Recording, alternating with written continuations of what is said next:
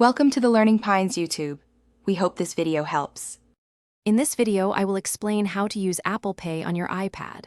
First, open the Settings app on your device. From the left-hand menu, tap Wallet and Apple Pay. Then, select Add Card to begin the setup process.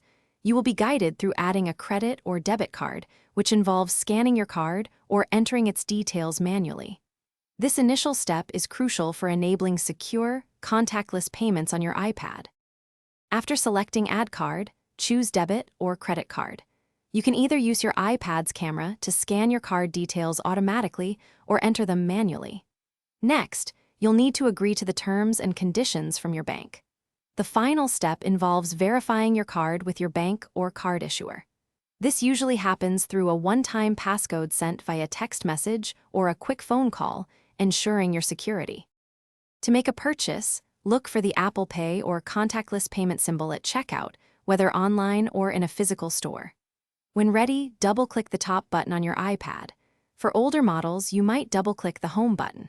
Then, authenticate your payment using Face ID, Touch ID, or by entering your device passcode. This secure method allows for quick and convenient transactions, protecting your financial information with every tap. You can easily manage your Apple Pay settings by returning to Wallet and Apple Pay in the Settings app. Here, you can view all your added cards and set a default card for future transactions, making payments even faster. You also have the option to remove cards you no longer use or update any billing information. This central hub provides complete control over your payment methods, ensuring everything is up to date and secure.